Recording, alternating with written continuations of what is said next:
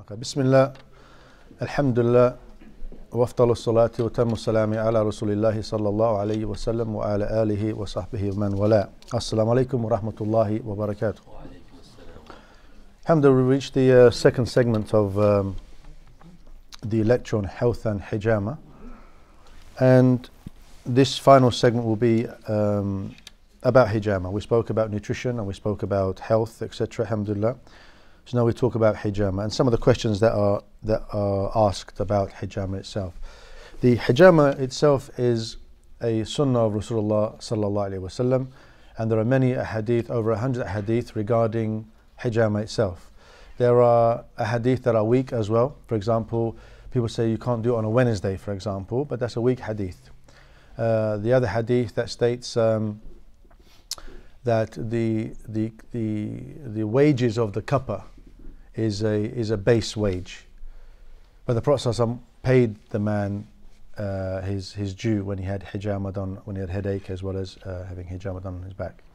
So, as in generally itself, it's another form of any work or something that you want to do. Many people are doing it now. There's a lot of people who are getting trained, etc.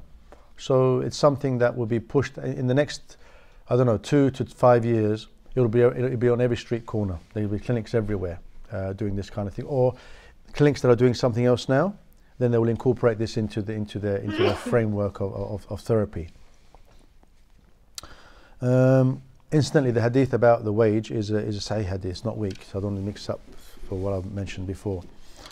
Other hadith, which is Sahih Bukhari, is indeed the best of remedies is hijama.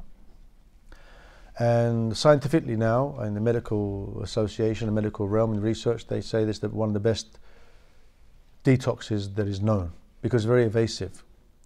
The Chinese have been doing dry cupping for over 3,000 years, meaning the dry cupping is where you just connect the cup onto the skin through a vacuum, either with the suction pump or through fire to create a vacuum. And that's what that happens. You're left there for a while, which does help because it draws the toxins to the surface of the skin. Albeit, they take the cup off and the toxins go back and mix with the back to it where it came in the first place, which is floating around between the skin and ready to be detoxed by the body. So, in regards to this wet cupping, we say that if there is anything good in dry cupping, then the wet cupping does exactly the same, if not better, because it's very evasive. You are taking the toxins out of the body. The blood that comes out of the body is not from your veins, it's not venial or arterial blood. Okay? It's used blood that is causing stagnation in the body, which causes pain or some kind of blockage, etc., etc.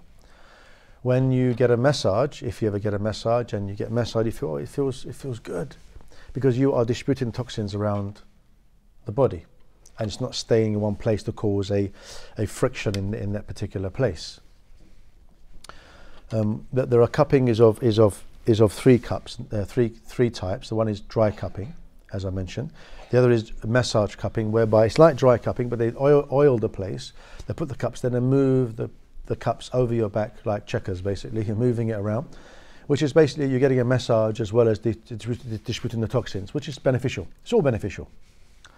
And the final is what we know is of wet cupping, which is al-hijama. 70% of diseases and pains and ailments are due to blood not being able to, reach certain parts of the body. So when you detox the blood, then fresh blood goes to the area to heal. Okay, so when you're doing the head, for example, headaches, you're taking away the bad blood and good blood goes there, fresh oxygen, etc., etc. As again, in order for the body to heal through fresh blood, it needs good nutrition. So good nutrition, good exercise, and a good detox to remove the blood out, the bad blood out, the body should be fine, really. Yeah, unless Allah decides in your qadr that He gives you disease anyway, or an illness anyway. Yeah, this is part of qadr. So, is hijama? I'm going to do the lecture with questions that is asked. So the next question will be: is hijama a cure for every disease? And the Prophet ﷺ said that indeed in cupping there is a cure. Also, whoever performs hijama on the 17th, 19th and 21st of the Islamic calendar, which will correspond on certain days, then it's a cure for every disease. And this is in the Sunan of Abu Dawood.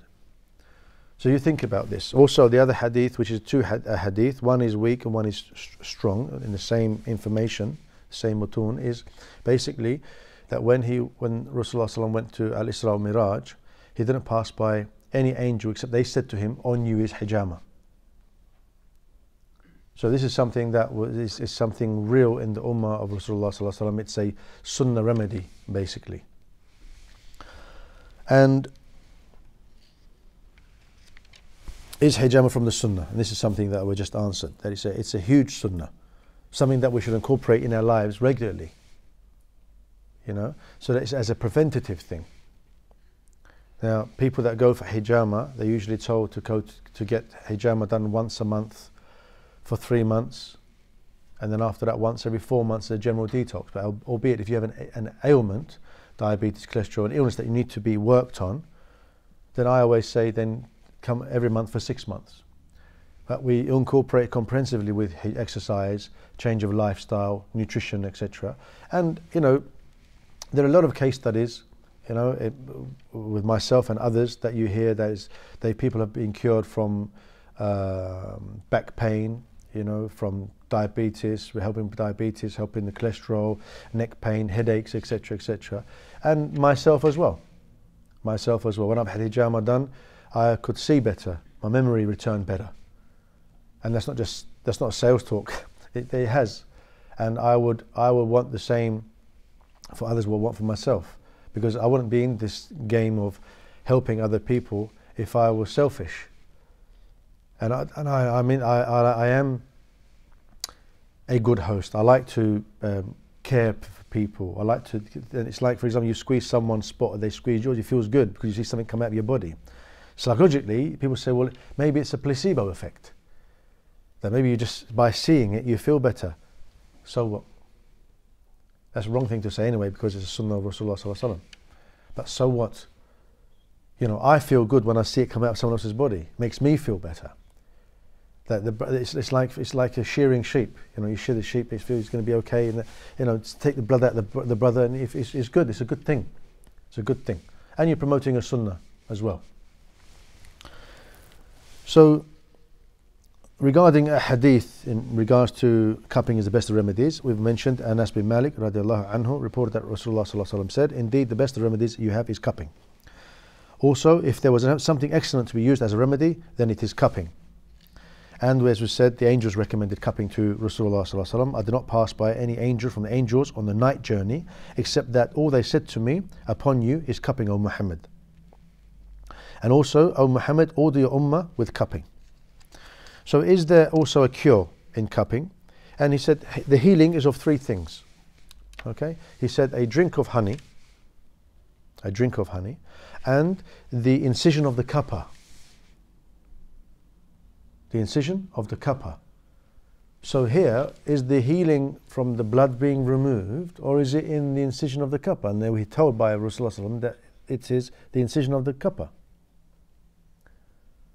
And this has been manifested in my work when a brother has come to me with very, very bad asthma, wheezing, and he was a burly brother, Somalian, very, very burly brother, but he had very bad chest. After consultation and adjustment, etc., lay him down, and all I did, wallahi, Allah is my witness, was 2 or 3 scratches on the kahil, on the back of the points, and he started breathing clear. And we looked at each other when he started crying. I thought, subhanallah, yani, it's manifesting in front of us now. It's not like we hear about it. It's there. Brothers have come to me, and I'm not saying they come to me and I'm advertising myself. I'm just telling you about hijama and the comprehensive package and everything, like massage and everything else. But hijama is the healing from Allah subhanahu wa ta'ala. And in this regard, brother called me one day and he said, oh brother, I can't walk. I think I've got a jinn issue. I said, brother, why do Muslims, as soon as they have a problem, they relate it to the jinn all the time? Why are you giving privilege to the jinn? Come down. He goes, no, someone told me that I need to get ruqyah done because they're preventing me from walking. And he came in walking with a walking stick. So after massage, after adjustment, after hijama, he walked off like Charlie Chaplin. Alhamdulillah, yani I'm just telling you, these are case studies that are there. And you hear many case studies. You know, people are like, for example, I had my own personal case, that when I had the yafukh, when I had the baby point done, and the akhta'in, my memory returned, and the cloud, and you only get this brain fog, you know, it disappeared. It's like as the Prophet ﷺ said, yujlil basar, you know, the clarity of sight. It became more clear. So I believe in I believe in, you know, psychotherapy because I'm in it and I can see it, you know. I don't just hear it and see it. I believe in hijama, not just because it's from the sunnah of Rasulullah sallallahu alaihi wasallam, but I believe it even more yaqeen because the evidence has been there from the manifesting of live cases and from other brothers that I know who do hijama and hearing case studies and case studies upon case studies on it. So there is a cure there. And even without seeing the evidence from practically, you still have to believe there's a cure because it's from the Quran and Sunnah. It's not about, you know, we become intellectuals, and you've got some people out there who are intellectuals. They intellectualize everything, and they say that doesn't make sense to me. Astaghfirullah, it doesn't have to. Who are you? Well, who are you? Rasulullah said something. You can't say doesn't make sense, so I'm not going to accept it. Subhanallah. When the Jews came to Abu Bakr as-Siddiq radiallahu anhu and said to him, they're laughing. He said, your companion, yani Rasulullah sallallahu alaihi wasallam, your companion says that he went to from here to Masjid al-Aqsa and then Israel in one night, and it takes a 1 month journey. What did Abu Bakr as-Siddiq radiallahu anhu say? He said, if he said it, then it's haqq. He didn't say, really? That's a month journey, you know? How can you do it in 1 month? One night. Doesn't make sense. So when you get brothers like this, rhetorics, I know you feel pain, you feel like fire, because how can you say this? But you've got to say to a brother, you can't intellectualize this. There's something wrong with you. Nothing wrong with the information. If you're practicing the information and it's not working for you, then you are practicing the formula, you're not practicing the formula properly. There's nothing wrong with the Quran and Sunnah, there's nothing wrong with you. And this is the deen. And we have to understand this. There's a lot of brothers out there who intellectualize everything. Oh, it doesn't make sense to me. What do you mean a deaf, dumb and blind and mute angel is going to whack the kuffar on the head and he's become dust, and then by the time he lifts up the hammer again, he become whole again, and whack him as a punishment in the grave to Yawm al-Qiyamah. But that's like a film. Astaghfirullah, I mean, who are you talking about? This is not some man telling you, it's not some just ordinary person. This is a person chosen by your Creator to pass the information to us, to warn us. The same way a person says, I'm giving the same mindset across the board. A person says, oh, you say to the brother, you have to pray, because you could end up in the hellfire. He goes, all right, if Allah wants me to spend some time in the hellfire, I'll spend some time in the hellfire. Oh, so you don't mind being in the hellfire? If you really believe that, then see how long it takes you to put a hand over just a lighter. Give me your hand and take it. Let's see how long you last. If you really believe that you can handle the hellfire for even 0.0001 second. Yeah, this is when people, you know, they joke with the deen. Like you ask brothers sometimes, why do you pray Jummah? Well, it's fard. Then why don't you pray 5 times a day? That's fard. I make dua for me, Abrahi. I'm lazy. I said, I'll give you one slap in the head and wake you up from your nonsense, man. Yeah, you would laugh, but it's a joke. You're taking the mickey. You're saying to Allah, you know what, Allah, you said 5 times, I'm going to give you Jummah. I'm going to give you Jummah, but still provide for me, give me food, give me marriage, give me children, give me a car, give me this, but I'll give you your right when I'm ready. And right now I'm very lazy to give you your right. So when a brother says, oh, I'll pray Jummah because it's fard, but I'm lazy to pray 5 times, you want to just whack him one on the head and he'll go, thank you, man. Wallahi, I needed that. You know, the shaitan got me, you know, somewhere else. I mean, subhanAllah, I mean, who are you joking with? So don't be afraid to wake up people from their own nonsense. Because I don't like losing respect for a person because they're acting dumb and they're making me feel like I'm dumb to try to make me believe what you're saying. It doesn't make sense like this. It doesn't make sense. So when we hear things like the healing is of 3 things: a gulp of honey, a drinking of honey, the incision of the cuppa, and al-kay, which is cauterizing. Sometimes he's prohibited this. You know these films like Braveheart and Gladiator, these old medieval films where they get arrow and they heat the metal and they seal the blood. That's cauterizing. He's banned that. And it's absolutely necessary. Sometimes people got warts and they go to the doctor and they cut it out and they cauterize it. That's medical, there's nothing you can do about that. So the point I'm making here is that he said there's a healing in the honey. But then what honey? Rouse honey, you get for £2.49, which has been boiled and, you know, nothing left of it. But we're talking about raw honey, straight from the bees, filtered once, which is filtered once to remove the beeswax, yeah, and then straight in the jars. Raw honey, like raw Yemeni honey, Sidr honey. You've got al-manna, which is like the honeydew honey. You've got manuka honey, but it's not raw, although it's so expensive. But it is medicinal. I mean, they do heat it up gently to about 34 degrees. But but why heat it? Why heat it? Because if anything goes wrong, anything happens, people get ill from it, etc., whatever, they're liable for it. So it's economic, political economics, basically. Yeah. Yarhamukumullah. So when we hear things like that, it's also about Iman. If someone comes to me and says to me, let's do hijama, let's see if it works. I say, Wallahi, I could go somewhere else. Well, what do you mean? He's going to say, well, what do you mean? I said, well, because you've got the wrong attitude. It's not about can it work. The Prophet ﷺ said that it's a cure for all remedies. For you to have the attitude, that means you don't believe your Iman isn't strong enough. So it's not going to, it may help you a little bit, but it's not going to help you like from the Sunnah. Because you haven't got this Sunnah frame of mind. And this is very vital to understand that everything is intention as well. So I have to make my intention. Because the healing is in my incision. Or the other brothers and sisters who do hijama, it's in their incision. It's in their hand who cut. When we say cut, we don't cut, by the way. You'll see earlier after this segment, I'm going to do a live session on a brother so you can see how it is. And sisters, you'll be obviously the brother's awra. I'm not going to show you his back, but I'll show you the hijama done on his head. And once you've seen that, then we'll turn the video off, and I'll do the brother's back. Yeah. So basically, it's like it's everything. It's like this deen isn't like a story.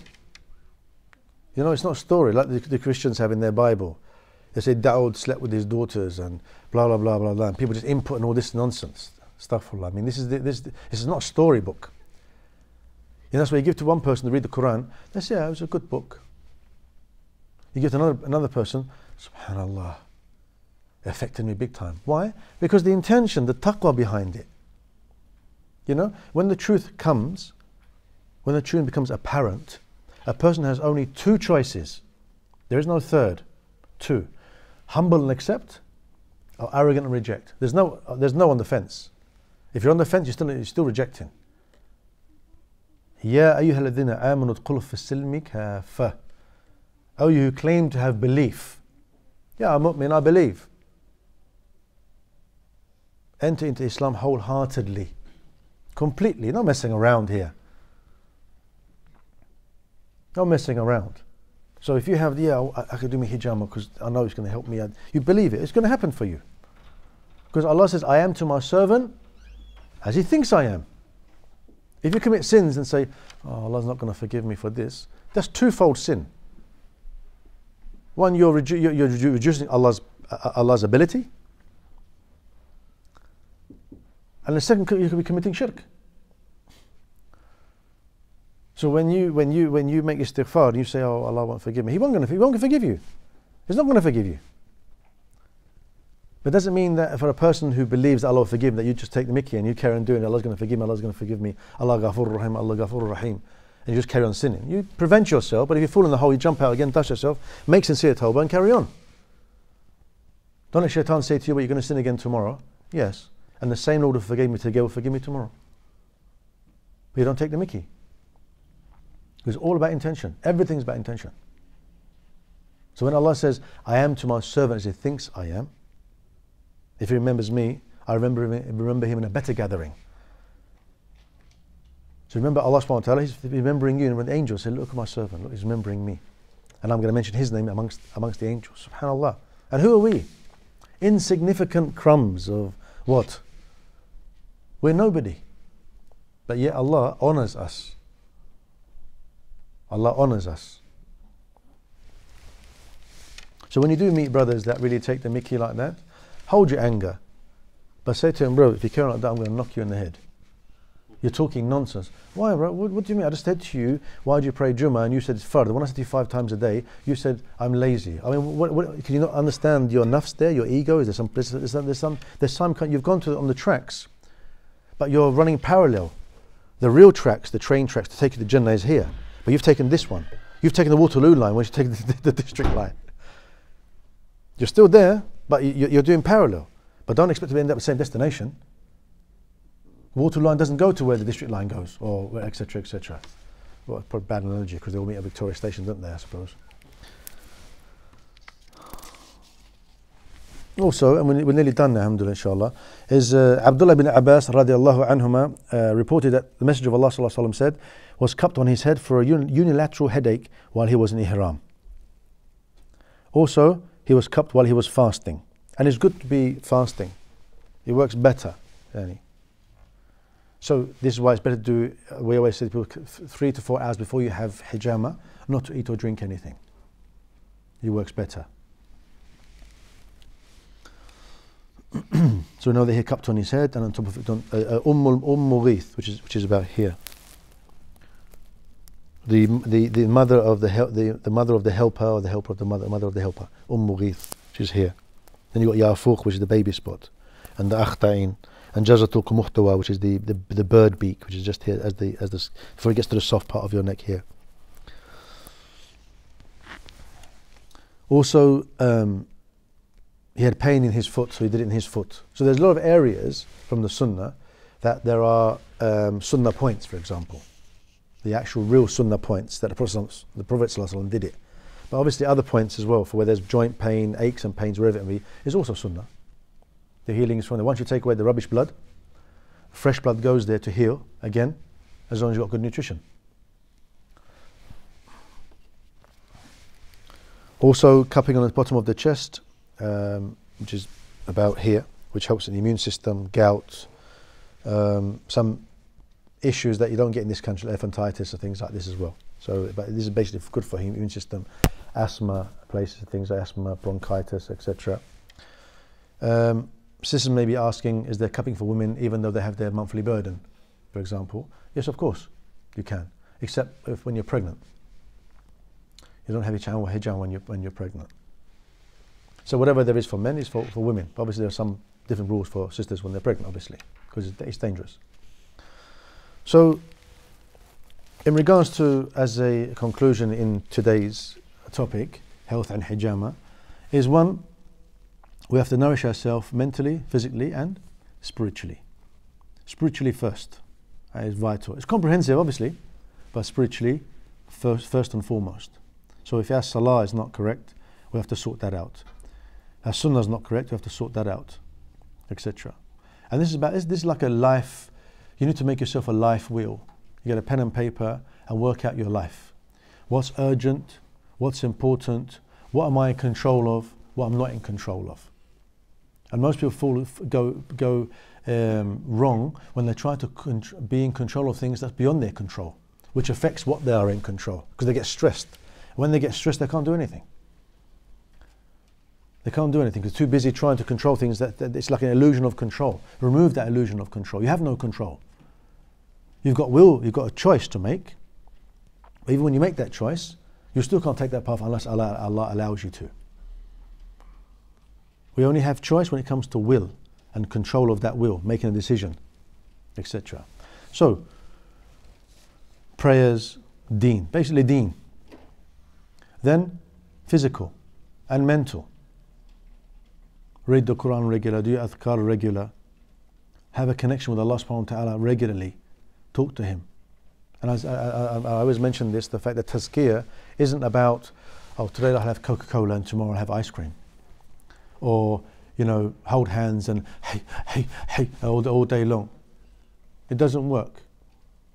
Tazkiyah is about connecting to Allah subhanahu wa ta'ala with what your weakness with your conscious weaknesses. So you may wake up one morning and you say to yourself, I feel a little bit envious today. I keep thinking of what people have got and I want it too, etc. And say, Allah, stuff like I am aware of it. Allah knows that you're aware of it. He wants you to be conscious though and do something about it. So you work on that dhikr, on that all day. This is why we get mentally sick, because we don't nourish the heart enough. When we nourish the heart, problems happen and say, Alhamdulillah, ala kulli hal, no problem. And what is that? And this is why Rasulullah Sallallahu Alaihi Wasallam said that when you've got an issue, look at someone else who's got a bigger issue than yours, and you make yours look small, even though everyone thinks that their issue is the biggest issue in the world, because how it makes them feel, how much stress they're getting from it. And we know the story of Salama and her husband Abu Salama, and they're having a discussion. And she was saying, oh, you're a good man, I will never find anyone better than you. And he's saying, if anything happens to me, I want to marry someone better than me, and there are plenty better than me. Marry someone who's better than me. And he died. Radiallahu anhu. And she's mourning. She's mourning. And the Prophet ﷺ heard her and said, look, it's better for you to say to Allah subhanahu wa ta'ala to remove this calamity, this ibtila, and bring me something better. And so what happened? What happened? Anyone? Yeah. Well, Abu Bakr proposed. She said no. Umar al-Khattab radiallahu anhuma proposed. She said no. Who did she marry? Rasulullah sallallahu alaihi wasallam. So her husband's dua came to pass. So as soon as we have a problem, whether it be mental, physical, spiritual, it's like we go into a child mode, because our emotional intelligence are very weak. We become like children. Instead of being accountable and saying, okay, I'm turning to Allah subhanahu wa ta'ala tonight with tahajjud, and I'll leave it to Allah. But the shaitan will come whispering, your iman is weak, so you believe the shaitan, becomes over double, you get more stressed, this, lack of sleep, lack of this, don't want to read Quran, don't want to pray, don't feel like doing this, don't feel like doing that. When you do pray, it's like, finish, I don't feel nothing, there's no halawat, there's no sweetness there. And iman is like halawatul iman, the sweetness of iman. And it's there, but we have to chase it. It's not like, oh, I've got iman now, because iman to me is like a ladder. It's exponential. You may be on 10, but you've got to go to 20 before you drop to 5. So you drop to 20, when you do drop to 10. Go to 40, when you do drop to 20. Otherwise you keep dropping until you have the datum line, iman tam, which is at the datum line there, on the edge, which is very easily to fall off.